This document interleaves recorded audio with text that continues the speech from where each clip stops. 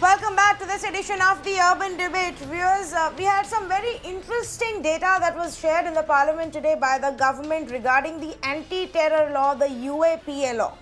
Now, before I give you that data, let me remind you that the UAPA law, the anti-terror law, was amended last year and even got the nod from the Parliament. It's the UAPA Amendment Act 2019, that's what it's called now. The government said that these changes have been brought in to strengthen the terrorism, counter-terrorism act. And this is going to help the agencies further in cracking down. Now, any which ways, in the earlier avatar and in the current avatar, there is a lot of criticism about the UAPA law. It becomes even more interesting that the statistics have emerged at a time when the UAPA law is being used against a dozen people in the Delhi riots case. And that charge sheet, one of those charge sheets got filed just yesterday, and we had that detail for you. But let me tell you what the government has to say about 2016 to 2018 and that time period. In this 2016 to 2018 time period, viewers, about 3,000 cases were filed under UAPA. Over 3,000 cases. Only 27% of them saw charge sheets being filed. So cases were booked, arrests were made, but the charge sheets never got filed. The investigating authorities, whichever it was, never got around to gathering enough evidence and presenting a charge sheet. Don't know at what point were those accused then let off, released on bail, or what happened. Difficult to track every single of those 3,000 cases, but this is the information given. That of the 3,005 cases, charge sheets were filed in 821. 3,974 people were arrested in these cases. And then there is a detailed breakup of 2016, 2017 and 2018 what happened. Now, essentially, viewers, the Terrorism Act, UAPA, is to do with terrorist acts, membership of terror organizations, funding of terror organizations, and recruitment for terror acts or terror organizations. Why is this important? What is it that we want to ask today? Is it that the law itself is weak, bad in law, this act, which is why they're not able to present enough evidence, file the right charge sheet? Is it that the law is actually being misused repeatedly? It's been reduced to a political tool, which is why you see a lot of hangama cases being filed, people being arrested, but the case never really going anywhere. How should we read this data? I am not the expert, but we have experts tonight on our panel who are going to explain this to us. And then we will have this conversation about what should we do then, and have those problems been fixed in the amended act that was then brought in last year. Let's say good evening to Mr. T.R. Kakkar, a former Commissioner of Police for Delhi, Geeta Luthra, Senior Advocate with the Supreme Court, Tuhin Sinha of the BJP, and Mr. Kailash Vasudev, Senior Advocate with the Supreme Court as well. Let me in fact start with Geeta Luthra tonight. Geeta Luthra, how do we read this statistic that 3,000 cases were filed in a period of about 3 years, but only 27% of them saw charge sheets being filed? So clearly, the enactment was meant for secessionist activities. The enactment was meant for terrorist activities. In the aftermath of 9/11, you had amendments making it more stringent. But the fact is that it is perhaps being used by governments. And I'm not talking of the last 3 years. I'm talking in whenever we've had terrorist laws, they've been used to have a chilling effect on freedom of speech and expression, sometimes misplaced by those who are zealous, who want to root for the government, not realizing it's counterproductive. But the fact is that the effect of the law is really depriving people of their fundamental rights. And this was clearly not the intention. In fact, that's why the law has been doing a zigzag, because every successive government that comes And even when this government was earlier, or this party was earlier in power, they were committed to reducing the powers that are there in the enactments with regard to terrorist crime. But somehow or the other, the moment there is a terrorist activity, it comes back with greater vigor, not realizing that it is possible that it would be misused. Otherwise, you would not have such few charge sheets filed. That means after making the initial case, you are finding that the charge sheet you are going to file does not have the requisite teeth.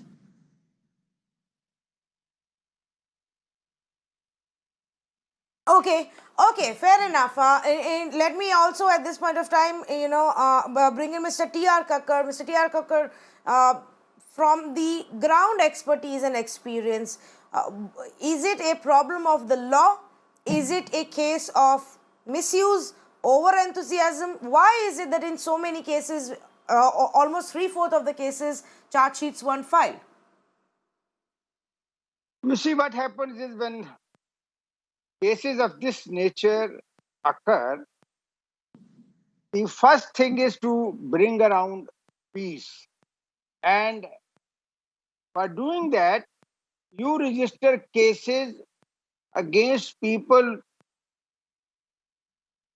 if you have the doubts, if you have the proof, if you have adequate knowledge of those people getting involved into whatever has happened. Now, when you say 3,000 cases were filed and only 27% saw the charge sheet being filed, let me assure you that it doesn't mean that all those cases have been closed. As and when the information trickles in and we find that the evidence is strong enough to take this case to the court for trial, then cases are again charge sheeted and proceeded against. In every case it happens, because you have collected the evidence, you are now shifting the evidence, you trying to make out that under particular law what is the requirement is this. Can we fulfill all this requirement? There is no point charge sheeting half baked cases in the court. We file a charge sheet, we file supplementary charge sheets, we also file supplementary charge sheets again as and when sufficient evidence comes against that particular group or particular individual. So cases go on and they continue to be investigated, but initial stages, when if we find evidence against sufficient evidence against some people, some groups, we file the charge sheet, because there is a limit to filing the charge sheet in 90 days time. Otherwise, you'll have to go against before the court and seek permission. So this continues because such huge number is there. If you can't, you pick up something where you have absolute evidence, and then you start proceeding further with supplementary charge sheets and keep filing the charge sheet. No, so if I may just ask you, you're saying a lot of this is just simply slow pace of the procedure, perhaps a very in-depth investigation that has to be done, delaying the charge sheet, because the charge sheet is supposed to be, at least the first one is supposed to be filed within 180 days. You see what happens. I'll explain to you once again. What happens is that there is an occurrence of some riot or maybe some bomb explosions or some terrorist activities. So what happens is that you start looking for the accused under the relevant sections of the law. Now, this is a very cumbersome procedure. Now, in this case itself, you see, East Delhi case, 17,000 pages report has been filed. Now, look at the volume of work that is involved in gathering the evidence, shifting that evidence, then somebody sits around and sees, look, this is the evidence which will perhaps see us through in the court. Now, this is a very tedious we want to be sure, and once we want to be sure, it is that we have to collect evidence of all nature. Uh, this is one thing. The other is that it is not necessary. The law permits us that if there are 10 people in an FIR, I'm just citing an example, and if there's sufficient evidence against 5 or 6 and that time has lapsed, we can file a charge sheet against those 5 and 6 with the information to the court, request to the court that as regards 5 more or 4 more which are not in this charge sheet, we are gathering sufficient evidence and we'll file supplementary charge sheet before you. This is permissible. When this is permissible, we make use of it because we must have evidence against everybody.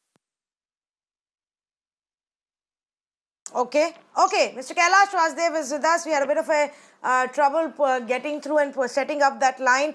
Mr. Kailash Vasudev, I have Geeta Luthra on the panel, Mr. T.R. Kakkar and Tuhin Sinha as well. But before I go to Tuhin, your view, how would you read this data that 27% of the cases only saw charge sheet being filed in UAPA cases between 2016 and 2018?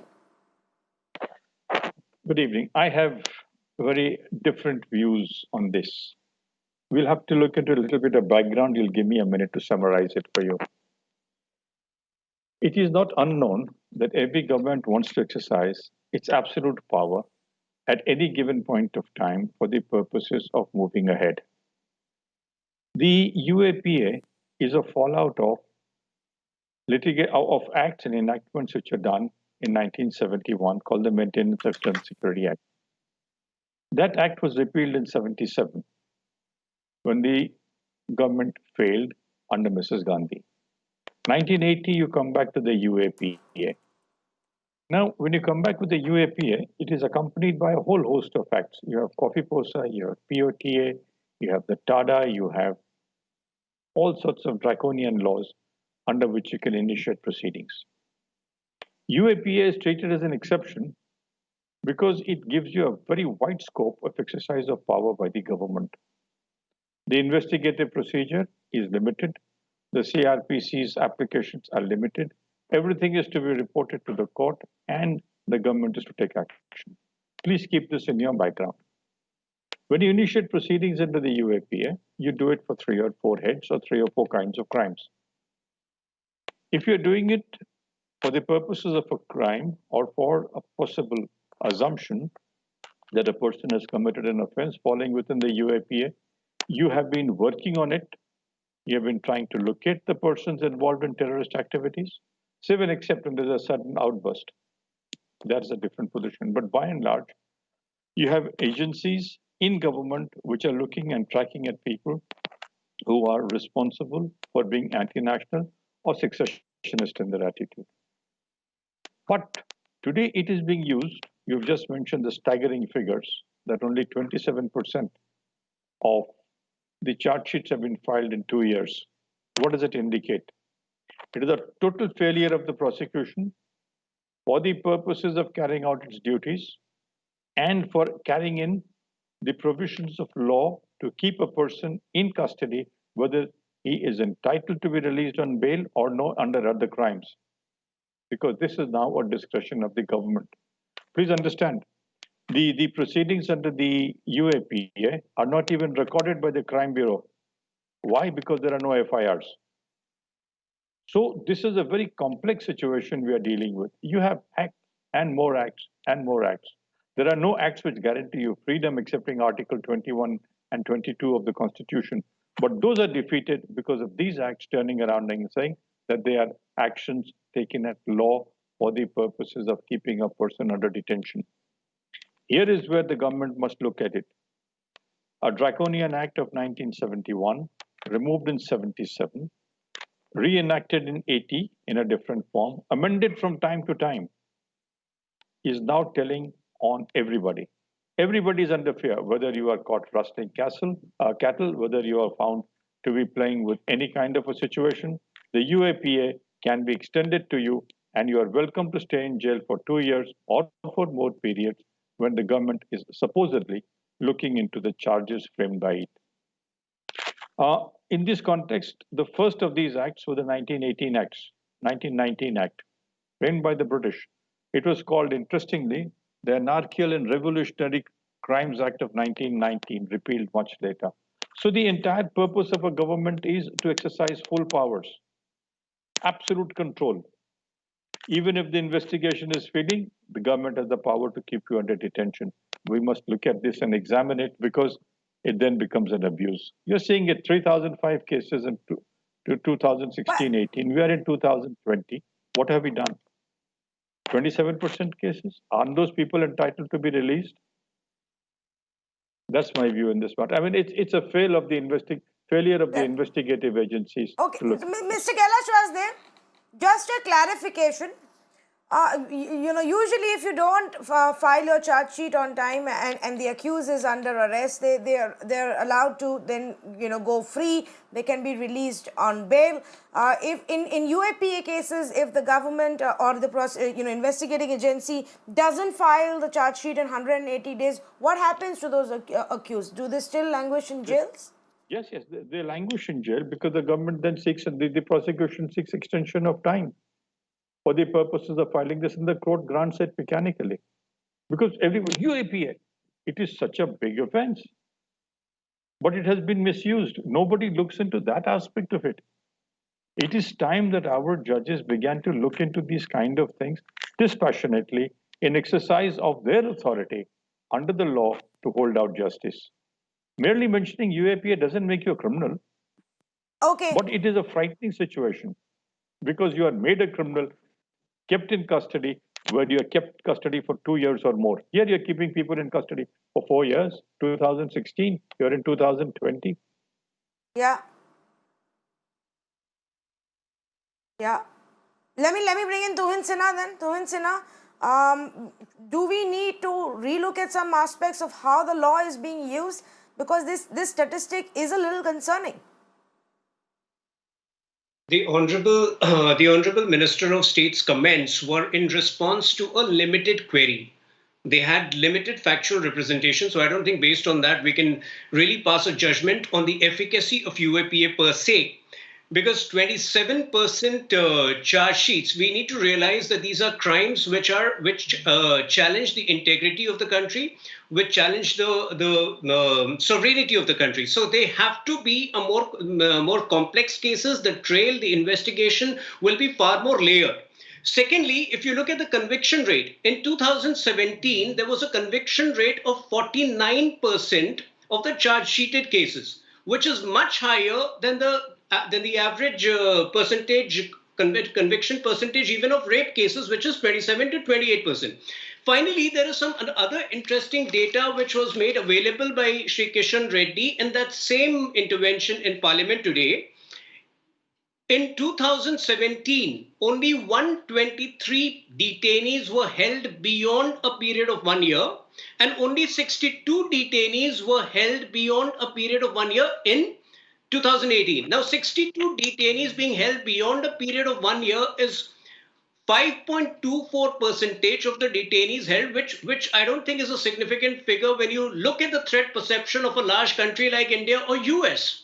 I think the end result is what UAPA, a strict implementation of UAPA has achieved. And if you compare the situation with 2008, 2009 or 2006 to 2009, when there was a massive terror attack, I think everybody would agree for a fact that subversive activities and acts of terror have gone down significantly in the last 6 years. And that is what should matter more.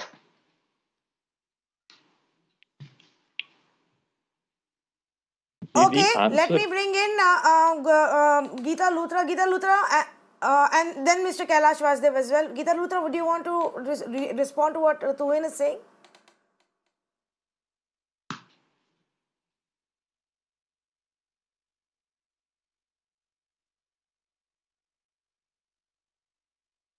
Okay, we seem to have lost Geeta Luthra's audio. We're going to fix that line. Yes, Mr. Kailash Vasudev. You see, now you're admitting that your conviction rate is 49%. The man has been in custody for a year or maybe more. The charge sheets have been filed. If you have such a tight case against him, why should your conviction rate be 49%? Why not 100%? So 51% of your charges of the cases which you have filed are incorrect. They don't support the charges which you have framed, but you've got a man in custody for the purposes of this case without having a case which will eventually be watertight. We are now in a situation where admittedly 51% of the cases are acquitted, 49% are convicted. What happens in appeal is to be seen. So the attitude that use the UAPA for any purpose and then lose out on it with no consequence is the tragedy of the situation. If you want to have a draconian law like this, where you are going to arrest people and keep them in custody, you must also give the person who has been acquitted the opportunity to sue the government for the purposes of being arrested, detained, and tried because he's destroyed. In many countries in the West now, they're coming up with a theory that false prosecutions leading to acquittals entitle the person to seek remedies against the state. Even in contempt cases, this is happening. Why shouldn't we do it in our country? You cannot use an act for the benefit of government and governance for the purposes of keeping a person in custody for a year or two or whatever the case may be without having a watertight case. 51% acquittals. Do you realize what we are doing? Isn't it telling on the kind of investigations which we have? We talk about freedom of the press. Yes. We hear statements that they are being supported. We also hear of the freedom of the people under the constitutional scheme. But is this freedom? Or is this a matter of situation where you pick up somebody, keep him in custody, and then say, I'm sorry, we don't have evidence, you can now go home. But we have destroyed him. You've destroyed the family. He must have some remedy. I understand in sedition and serious cases, Yes. but then your evidence collection system should be correct. Well, I feel today, Mr. Kailash Vasudev, the UAPA and sedition and, very serious laws like this for very, very heinous crimes are being used too lightly. I would, completely, without a doubt say that. But let me go back to Mr. T.R. Kakkar. Mr. Kakkar wanted to make a point to what you have been raising, Mr. Kailash Vasudev. Yes, Mr. Kakkar. Mr. Kailash has made a point that only 49% of the cases ended in conviction of those which were charged. Well, give me any one country in the world, any one country which is a democratic form of government, where the conviction rate is higher than these. As regards the laws are concerned, the law has been given to me by the parliament. It is in the statute book. As far as I am concerned as a policeman, I find that this law at that stage applies against such and such person. Now, Mr. Sinha has already clarified that not that all these people are already, even those who are waiting for being charged, they are in the jail. No, just only 5% are still in the jail. Others have perhaps been released. So therefore, the courts have exercised their right. Now, coming back to prosecution and the standard of prosecution, look, we have we are very meticulous in our investigations, and the prosecution helps us in presenting that evidence collected before the courts. The prosecutors are fairly okay, fairly efficient people. They have been getting convictions in very serious cases also. You say that fundamental rights, yes. May I come in here once Mr. Kakkar finishes?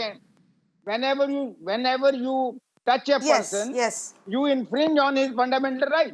Look at America. There's Homeland Security Act. You pick up anybody and everybody, and for 90 days, his whereabouts are not known. Are they not a democracy?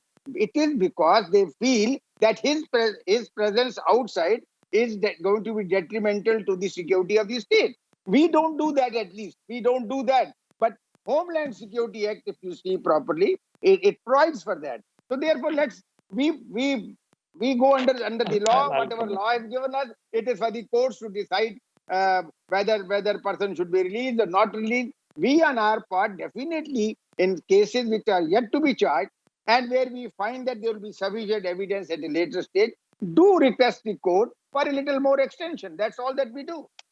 So may I just answer this? I don't agree with Mr. Okay, Kakkar. yes, Geeta that Luthra, yes. I don't agree with Mr. Kakkar that in the Western democracies, the conviction rate is 49%. That's incorrect. It's a higher rate. This is first aspect. Second aspect, even under our law, what we are saying, if charge sheet is not filed, and we've extended it from the normal CRPC to 60 days, 90 days, 90 days, and extendable with explanation to 180 days. Therefore, we've gone away from the normal law, and I think it's as stringent, if not more stringent in our case. It's not 90 days, it can go up to 180 days. So this And is more. also what my friend is saying is incorrect. The other aspect that is being said, that bail is granted in most cases, this is absolutely incorrect. In fact, there are hardly any cases. Perhaps there were two judgments in fact, after charge sheet had been filed by Justice Gogoi's bench of the Supreme Court, where the issue of bail was considered, because 43D, I think it's subclause 4, says section 438 will not apply. Not apply. And Correct. the earlier enactment, TADA, was upheld in Kartar Singh, I think it was, by the Supreme Court. Makoka, same law is there. Correct. The section, I think it's 21, was upheld by the Supreme Court. It is only in PMLA where there is a similar section where the Supreme Court, by a bench led by Justice Nariman, has said that section 45, which is para materia to 43D, which prevents bail, and para materia to 21 with regard to Makoka, which has been held to be bad, being unconstitutional, as it is violative of fundamental rights and the normal law under CRPC.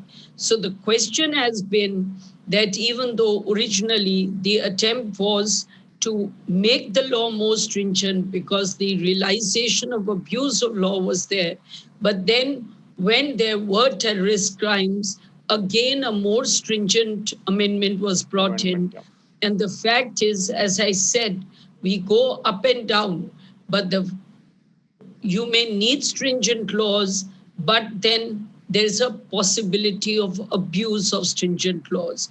To say that we want to research, what research do you want to do if you can take a person in, you can deny him his liberty, and you are still sitting and researching and taking more and more time? You have all the time and all the leisure to do this? I'm sorry, that's not acceptable. Okay. Okay, but to Insina, the other side would say that, well, it's like Mr. Kakkar said, it's better to have him in than outside until we figure just how serious his role is. But would you admit that not just now, even in the past, repeatedly governments and police departments have attempted to misuse some of these laws? Well, there is no law which has not been misused. What we can try and do is minimize the misuse. I don't think there is any law in the country which has not been misused. Now, a few important points. Now, the national conviction rate, average national conviction rate for crimes under IPC is 46%. So if in 2017 a figure of 49.3% was achieved, it was rather significant, it was rather good. So instead of, us hallucinating that it could have been 100%, I think one needs to look at it with some amount of satisfaction. Two, a lower charge sheet rate over here, if at all it indicates something, it only indicates the government has not been vindictive in just, pressing charge sheets or going after those detained. I think the percentage of charge sheeted needs to be taken together with those detained beyond a year. And as I stated to you the other data, the percentage of those detained beyond a year is very low. These are complex crimes, and in many of the cases, they are preventive in nature. Unlike other crimes where the crime has already taken place, the UAPA Act covers a Why much do you wider, think, complex ambit. if And I may ask Tuhin, yeah, if I may ask Tuhin, why do you think 1 year is a legitimate time for this comparison?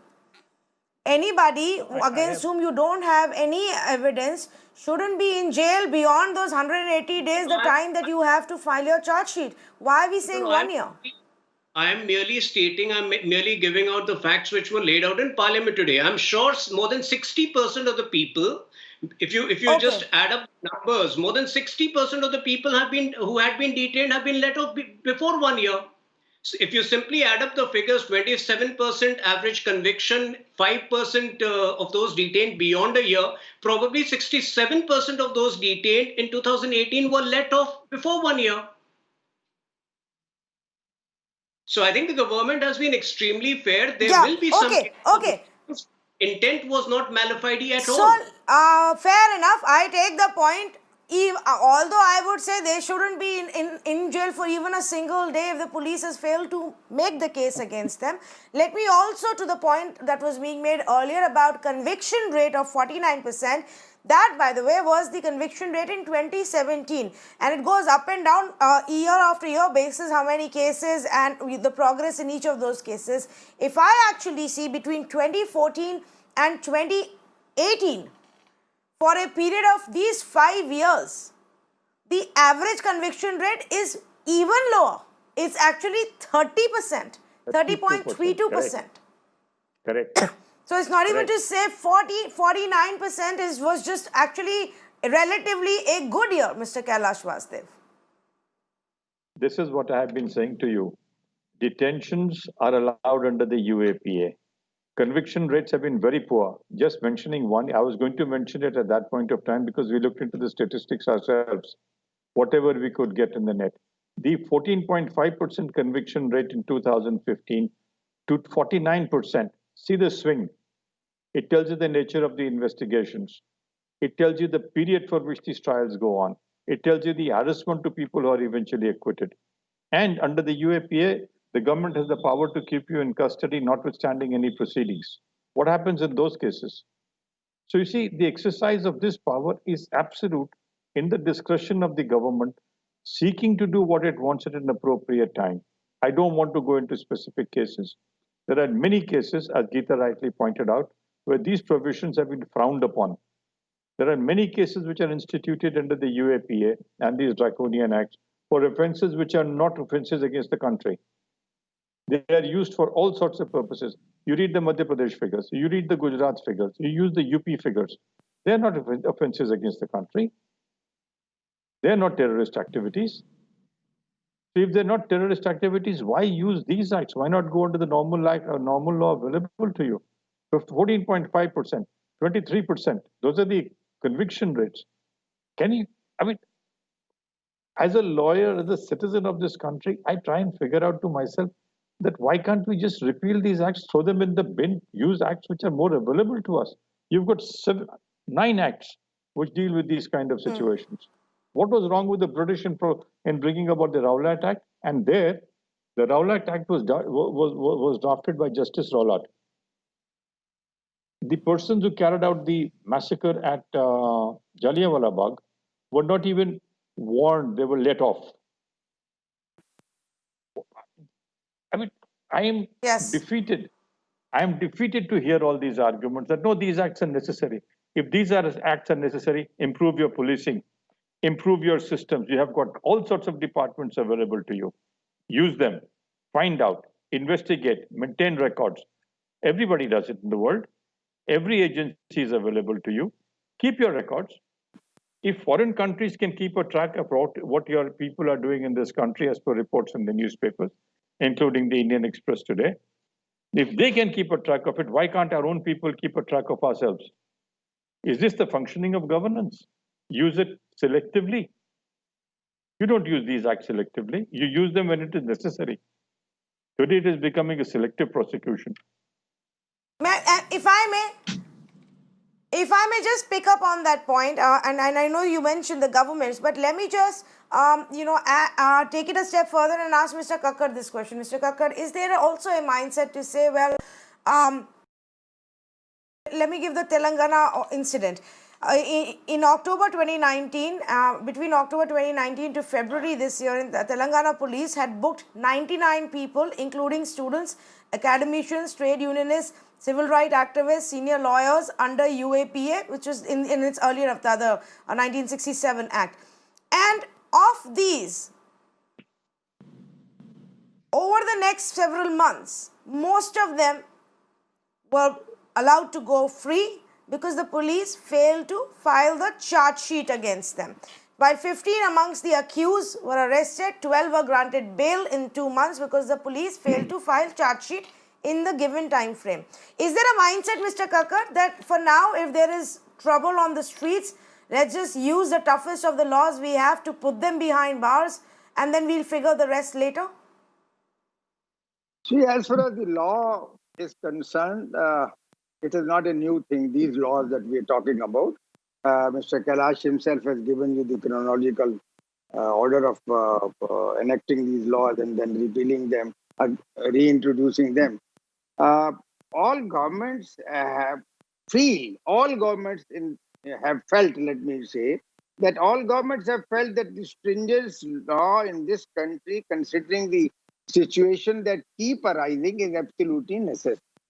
Now, when a disturbance takes place of any kind which has serious consequences, the first thing for the law and order machinery is to restore peace as quickly as possible, which means you will have to round up all the troubleshooters who may have played a significant role or may have played little lesser role. Now, this is the first thing that is done in the field. Thereafter, you start shifting evidence against each one of them, and where you find that there is not sufficient evidence, then you start releasing them. If they are under judicial custody and their date comes, you don't even tell the court that we want further detention. Now, these are the things that happen. Right. As far as Mr. Kailash was saying, why can't our agencies? Let me tell you, Mr. Kailash, you have your experience. Our intelligence agencies, you know what are the intelligence agencies, have been doing much better work than anybody else, considering the type of people who are creating troubles for us in this country. Look at the terrorism. We have been managing the terrorist activities by and large. One odd thing here and there can take place, barring Kashmir. Tell me how beautifully our agencies have been able to pass on information to the field units, and we have been able to prevent, we have been able to arrest. So therefore, please let us not belittle the agencies. It is the question of... Just a minute. Please. I'm not belittling the agencies. I'm saying government has the information available. So when you file a charge sheet, you have much more available to you than before. You have been a very senior and a very respected police officer. In your experience, how many UAPA cases did you deal with? You were a very senior officer. I have dealt with the cases under this act. I have dealt in the 1997, 98, and then again. I can only tell you that, as I explained to you earlier, when these sort of things take place, these take place in the darkness. We do have information, but suddenly somewhere a particular terrorist or a particular organization takes lead over us. They take, but let me tell you, these are rare when they take lead over us. So then you have to start moving. Then Okay, I'm sorry.